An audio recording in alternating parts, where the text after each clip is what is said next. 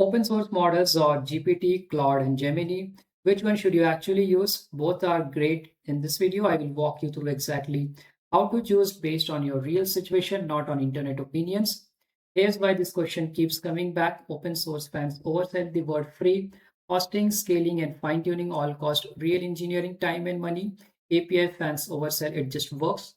Cost and data control questions creeps in fast. Once you scale up, the truth is, right answer depends on you, your data, your budget, and your team's skills decide this. Let's start simple. Open source LLMs are like Llama, Mistral, DeepSeek, or Quen. Their weights are downloadable, so you can host them yourself, inspect them, and fully fine tune them. Proprietary APIs are models like GPT, Claude, or Gemini. You call them over the internet, and the company hosts them and handles updates, scaling, and security for you. Let's compare them side by side across five factors that actually matter: setup effort, cost at scale, data privacy, customization, and raw capability. Open source generally wins on control and cost at high volume. Proprietary generally wins on speed at get started and on the hardest task. Let's go each one of them. Factor one, cost at scale. With open source, there are no per token fees, but you pay for GPUs, hosting, and the people who run it. At high, steady volume, this usually ends up cheaper than paying per token. With API, there's no hardware to manage at all. You pay per token, so cost scales directly. With usage, it's the cheapest way to start, but it can get expensive at heavy constant volume. Factor 2, data privacy and control. With open source, you can run the model fully inside your own network. Nothing has to leave your infrastructure at all. With API, your prompts travel to the provider servers. Most vendors offer strong privacy terms and training opt-outs, but the data still leaves your direct control. So if you're handling regulated or highly sensitive data, self-hosted open source removes an entire category of risk. Factor 3, customization and fine tuning. With open source, you can get full access to model weights, fine tune your own data, adjust the architecture, or merge models however your project needs.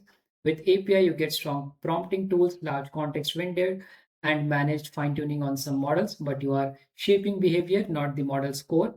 Factor 4, raw capability. Who's actually smarter?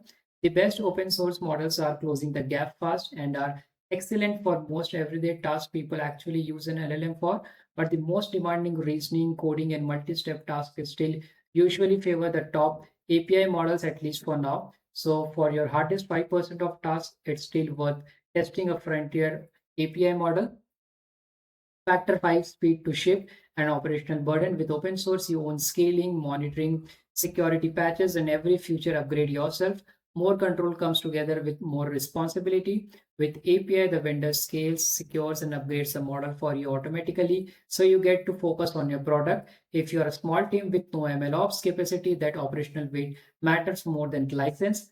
So let's make this practical. Prototyping an MVP and need speed. Go with the API handling regulated data in health, finance, or legal.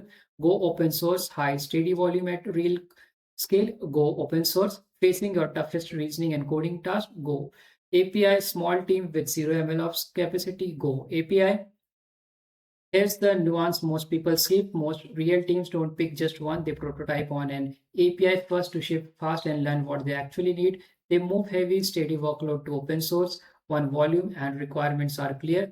They're out by task, not by loyalty. Sending easy tasks to a cheap open source model and hard tasks to a frontier API. Before you decide, watch out for these mistakes, picking based on hype, not just your actual requirement, ignoring the total cost of ownership, and forgetting engineering time in the math, self-hosting without the ops skill to actually support it, and sending regulated data to an API without ever checking the terms first. So here's the one line to remember: there's no universally better model, there's only a better fit for your situation. Match the tool to your data, your budget, and your team, and you will almost never get this wrong. If this helped you, hit like, subscribe, and tell me which one you are using right now. Thanks for watching, and I'll see you in the next one.